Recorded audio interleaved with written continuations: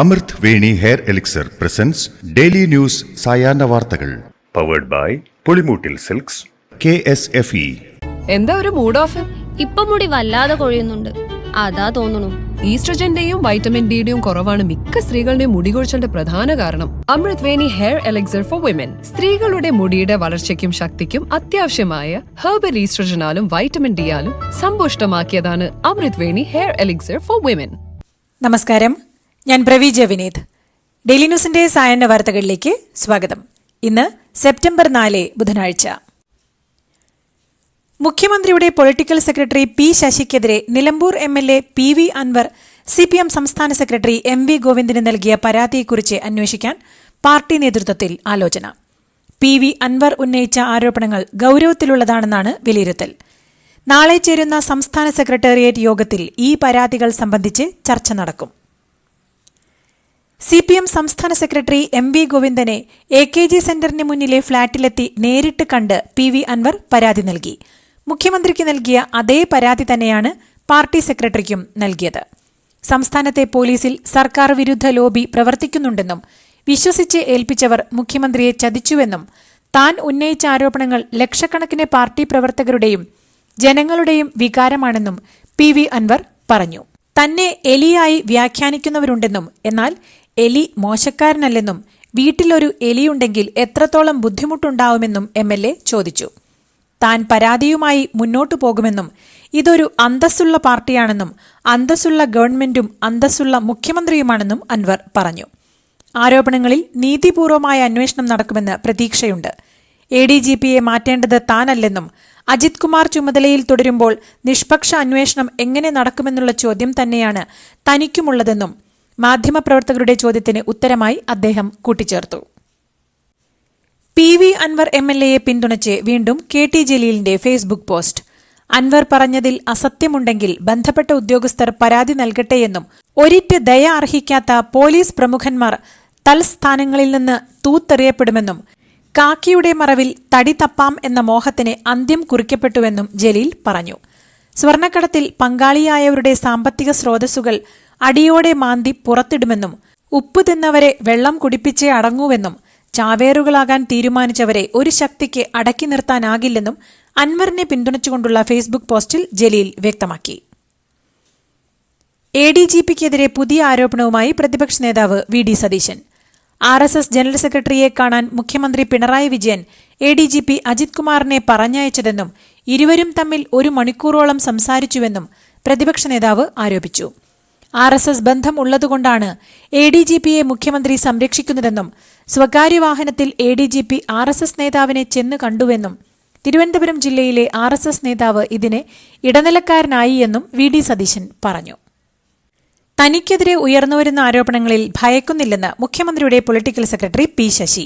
ആർക്കും എന്താരോപണവും ഉന്നയിക്കാൻ സ്വാതന്ത്ര്യമുണ്ടെന്നും SFI സംസ്ഥാന സെക്രട്ടറിയായ കാലം മുതൽ താൻ ആക്രമണങ്ങൾ നേരിടുന്നുണ്ടെന്നും ശശി പറഞ്ഞു. തനിക്ക് ഭയമോ ആശങ്കയോ ഇല്ലെന്നും സർവാധികാരി മനോഭാവം തനിക്കില്ലെന്നും അദ്ദേഹം വ്യക്തമാക്കി. മുഖ്യമന്ത്രിയുടെ political secretary P Sasi super മുഖ്യമന്ത്രി ചമയുന്നുവെന്നതാണ് PV അൻവറിന്റെ പരാതിയിലെ പ്രധാന ആരോപണം. MLA PV അൻവർ ഉന്നയിച്ച ആരോപണങ്ങൾ ഗൌരവതരമാണെന്നും മുഖ്യമന്ത്രിയും പാർട്ടിയും അൻവറും ചേർന്ന് ഒത്തുതീർപ്പാക്കേണ്ടതല്ലെന്നും BJP സംസ്ഥാന പ്രസിഡന്റ് K സുരേന്ദ്രൻ പറഞ്ഞു. അൻവറിന്റെ ആരോപണങ്ങളിൽ കേന്ദ്ര ഏജൻസികൾ വിഷയം പരിശോധിക്കുന്നുണ്ടെന്നും ആരോപണ വിധേയരായവരെ താക്കോൽ സ്ഥാനങ്ങളിലിരുത്തി നീതിപൂർവമായ അന്വേഷണം നടക്കുമെന്ന് അൻവർ പറയുന്നുണ്ടെങ്കിൽ അൻവറിന് മറ്റെന്തെങ്കിലും കാര്യം സാധിക്കാനുണ്ടെന്ന് കരുതേണ്ടിവരുമെന്നും K സുരേന്ദ്രൻ പറഞ്ഞു. മുൻ മലപ്പുറം ജില്ലാ പോലീസ് മേധാവി S സുജിത് ദാസിനെതിരെ ആരോപണവുമായി കൂടുതൽ പേർ രംഗത്ത്. രാമനാട്ടുകര സ്വർണ്ണക്കടത്ത് കേസിലെ അന്വേഷണ ഉദ്യോഗസ്ഥനായിരുന്ന സുജിത് ദാസ് പ്രതികളിൽ നിന്ന് പണം വാങ്ങിയെന്നാണ് ആരോപണം.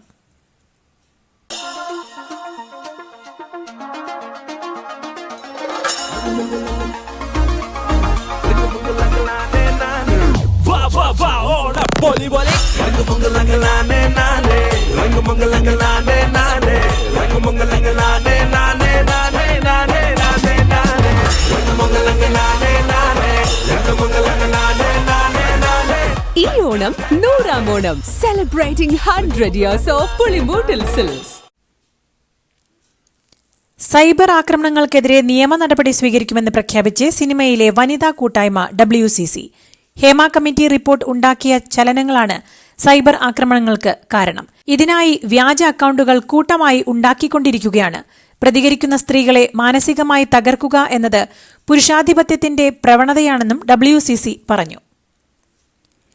നിവിൻ പോളിക്കെതിരായ ബലാത്സംഗ പരാതി വ്യാജമാണെന്നും ഇതിനു പിന്നിൽ ഗൂഢലക്ഷ്യങ്ങളുണ്ടെന്നും നിർമ്മാതാവ് AK സുനിൽ. യുവതിയുടെ പരാതിയിൽ നിവിൻ പോളിക്ക് പുറമെ AK സുനിൽ അടക്കം 6 പേരെയാണ് പോലീസ് പ്രതി ചേർത്തിരിക്കുന്നത്. താൻ ഉൾപ്പെടെയുള്ളവർക്കെതിരായ പോലീസ് കേസിനെ നിയമപരമായി നേരിടുമെന്നും മറ്റ് ലക്ഷ്യങ്ങളോടെയാണ് പരാതിയെന്നും AK സുനിൽ പറഞ്ഞു. തനിക്കെതിരായ ലൈംഗികാതിക്രമ കേസിൽ നിയമ നടപടിക്കൊരുങ്ങി നടൻ നിവിൻ പോളി.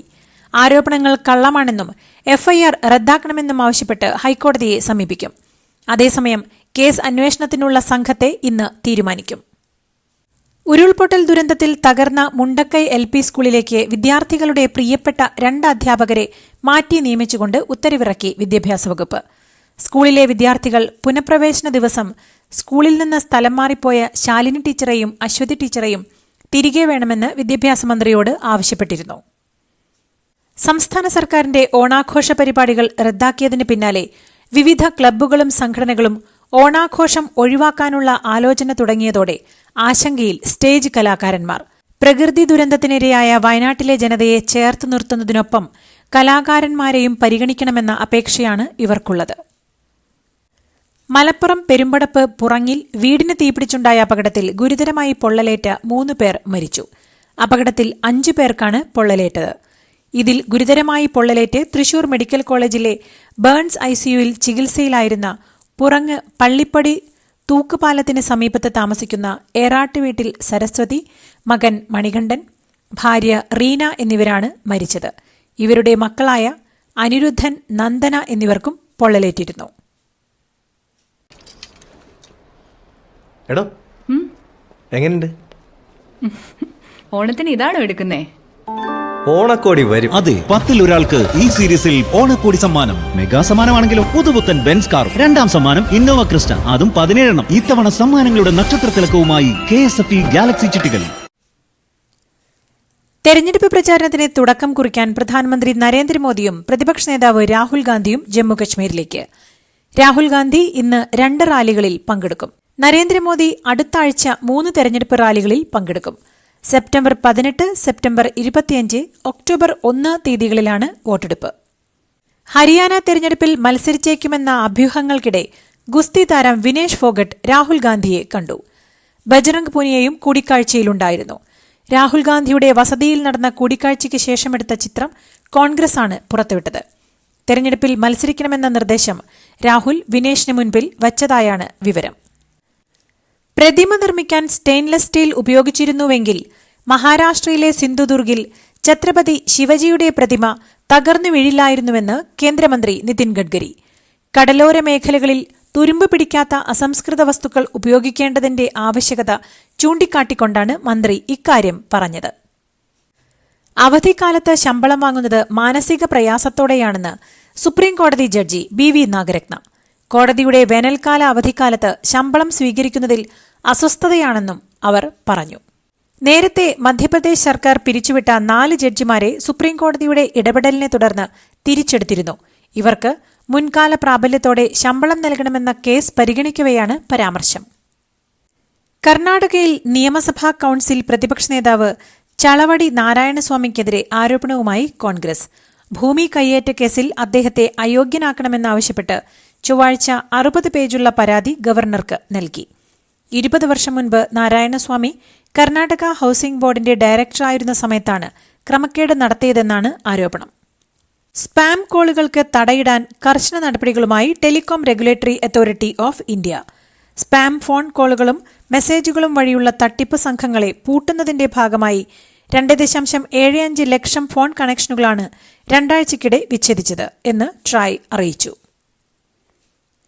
ആഫ്രിക്കൻ രാജ്യമായ കോങ്കോയിലെ മക്കാല ജയിലിൽ നിന്ന് പുറത്തുകടക്കാൻ ശ്രമിച്ച 130 തടവുപുള്ളികൾ കൊല്ലപ്പെട്ടതായി റിപ്പോർട്ട്. പുറത്തുകടന്നവരിൽ 24 പേർ സുരക്ഷാസേനയുടെ വെടിയേറ്റാണ് കൊല്ലപ്പെട്ടത്. ബാക്കിയുള്ളവർ പുറത്തുകടക്കാനുള്ള ശ്രമത്തിനിടെയുണ്ടായ തിക്കിലും തിരക്കിലും പെട്ടാണ് മരിച്ചതെന്നും റിപ്പോർട്ടുകൾ.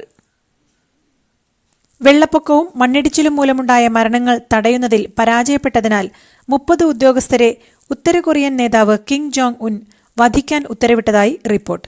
ഇവരുടെ ശിക്ഷ നടപ്പാക്കിയെന്നും സൂചനയുണ്ട്. പ്രകൃതി ദുരന്തത്തിൽ 1000-ഓളം പേരാണ് ഉത്തര കൊറിയയിൽ മരിച്ചത്. ഉദ്യോഗസ്ഥർക്കെതിരെ അഴിമതി, കൃത്യനിർവഹണം എന്നീ കുറ്റങ്ങളും ചുമത്തിയിട്ടുണ്ടെന്നാണ് റിപ്പോർട്ട്. നൈജീരിയയുടെ വടക്കുകിഴക്കൻ മേഖലയിലുള്ള യോബിലെ മാഫയിൽ റൈഫിലുകളും ഗ്രനേഡുകളുമായി ഇരച്ചെത്തി ബോക്കോ ഹറാം തീവ്രവാദികൾ 80-ലേറെ പേരെ കൊന്നുവെന്ന് റിപ്പോർട്ടുകൾ. ഞായറാഴ്ച വൈകുന്നേരം 4 മണിയോടെയാണ് തീവ്രവാദ സംഘം ഇവിടേക്ക് എത്തിയത്. ഏതാനും ദിവസങ്ങൾക്ക് മുൻപ് ഗ്രാമത്തിലെ ആളുകളടക്കമുള്ള സേന 2 ബോക്കോ ഹറാം തീവ്രവാദികളെ കൊലപ്പെടുത്തിയതിലുള്ള പ്രതികാര ആക്രമണമാണ് നടന്നതെന്നാണ് റിപ്പോർട്ട്. ആക്രമണത്തിൽ കൊല്ലപ്പെട്ടവരുടെ കൃത്യമായ എണ്ണം ഇനിയും ലഭ്യമായിട്ടില്ലെന്നാണ് പോലീസ് വിശദമാക്കുന്നത്. പാരീസ് പാരാലിമ്പിക്സിൽ മെഡൽ കൊയ്ത്തിൽ സർവകാല റെക്കോർഡിട്ട് ഇന്ത്യ. പുരുഷ ജാവലിൻ ത്രോയിലും ഹൈജമ്പിലും ഇരട്ട മെഡലുകൾ നേടിയ ഇന്ത്യ 20 മെഡലുകളുമായാണ് സർവകാല റെക്കോർഡിട്ടത്. ടോക്കിയോ പാരാലിമ്പിക്സിൽ നേടിയ 19 മെഡലുകളുടെ റെക്കോർഡാണ് ഇന്ത്യ മറികടന്നത്. 6ാം ദിനം 2 വെള്ളിയും 3 വെങ്കലവുമടക്കം 5 മെഡലുകൾ നേടിയ ഇന്ത്യ പാരീസിൽ 3 സ്വർണം ഉൾപ്പെടെ 20 മെഡലുകളുമായി മെഡൽ പട്ടികയിൽ 17ാം സ്ഥാനത്തേക്ക് ഉയർന്നു. ഇതോടുകൂടി ഇന്നത്തെ ഡെയിലി ന്യൂസ് സായന്ന വാർത്തകൾ സമാപിക്കുന്നു. ഡെയിലി ന്യൂസിനു വേണ്ടി വാർത്തകൾ വായിച്ചത് പ്രവീജ വിനീത്. ഡെയിലി ന്യൂസ് ലൈവ്.in വാർത്തകൾ വിരൽ തുമ്പിൽ.